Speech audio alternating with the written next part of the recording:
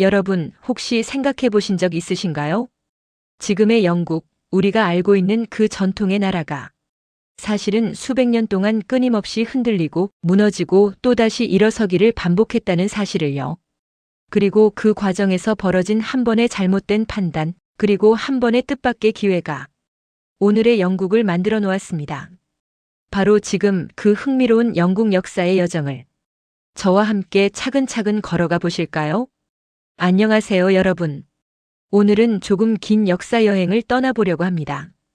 지금부터 약 2000년 전 로마 이전의 영국에서 시작해 산업혁명 그리고 현대 영국까지 이어지는 아주 긴 흐름을 차근차근 풀어보겠습니다. 이야기 전개도 어렵지 않게 여러분께서 들으시기 편하도록 천천히 설명드릴게요. 영국의 가장 오래된 뿌리는 켈트족입니다. 이들은 자연을 아주 소중히 여기고 숲과 강, 바람과 달 같은 자연을 신성하게 생각하는 사람들이었습니다. 아마 TV에서 한 번쯤 보셨을 스톤헨지, 그 거대한 돌들이 원 모양으로 서 있는 구조물도 바로 이 켈트족의 문화와 깊은 관련이 있습니다. 스톤헨지는 단순한 돌무더기가 아니라 태양과 계절을 관측하는 일종의 고대 천문대였습니다. 지금으로 치면 달력을 만든 셈이죠. 켈트족 사회는 전쟁보다 마을 공동체를 지키는 삶에 가깝고 드루이드라고 하는 지식인 계층을 중심으로 종교 문화가 유지되었습니다. 이 영국의 평화로운 켈트 시대는 몇백 년 동안 이어졌지만 문명의 흐름은 어느 나라든 예고 없이 바뀌게 마련입니다. 기원전 55년과 54년 유명한 로마 장군 율리우스 카이사르가 두 번 영국을 방문합니다. 하지만 당시 카이사르의 목적은 정복이 아니라 여긴 어떤 땅인지 한번 볼까? 하는 수준의 탐사였습니다.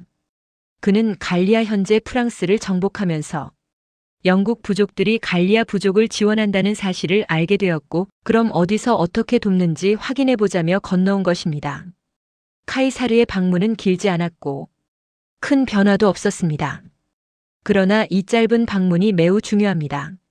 로마가 영국이라는 섬의 존재를 정식으로 기록하게 된 첫 순간이었고, 바로 이를 계기로 100년 뒤 로마의 영국 정복이 시작됩니다.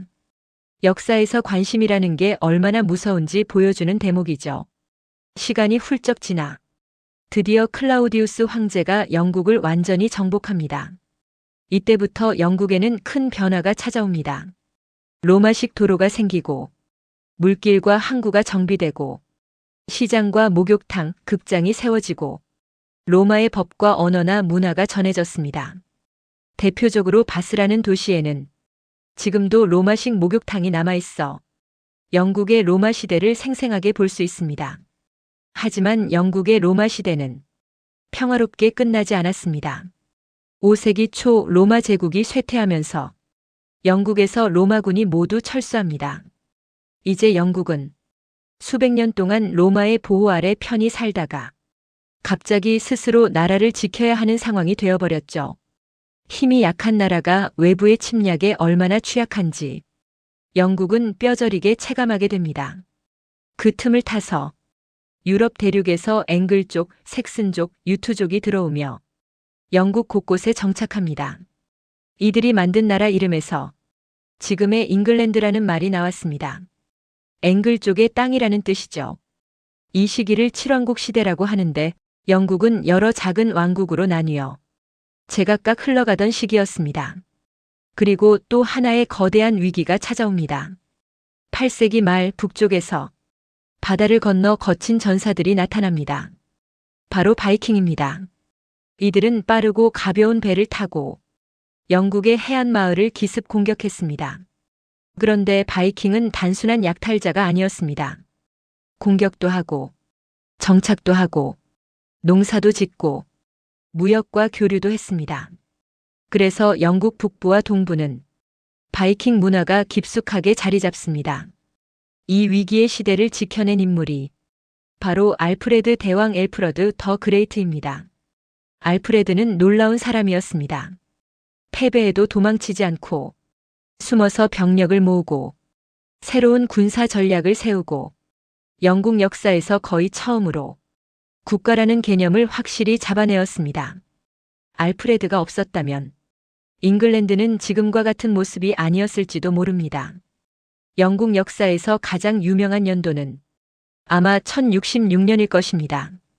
프랑스 노르망디의 공작 윌리엄이 바다를 건너와 영국을 정복한 해죠. 이 사건은 영국을 송두리째 뒤바꿨습니다. 영국 귀족이 전부 프랑스계로 바뀌고 말과 글, 문화가 크게 변하고 성곽과 도시 구조가 새롭게 정비되고 왕권이 훨씬 강해졌습니다. 지금 런던 타워, 워릭성 같은 중세 유적의 상당수가 바로 이 시기에 세워졌습니다. 이 한 번의 정복으로 영국은 완전히 새 나라가 됩니다. 노르만 왕조가 강한 왕권을 유지하자 귀족들의 불만이 쌓여갔습니다.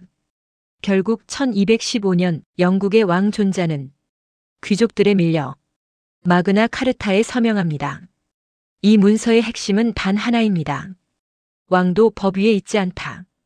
이 정신이 훗날 영국 의회 민주주의의 기본이 되고 미국 독립선언과 헌법에도 직접적인 영향을 미칩니다. 영국이 오늘날 법의 나라라는 이미지를 갖게 된 이유는 바로 여기서 출발한 것입니다.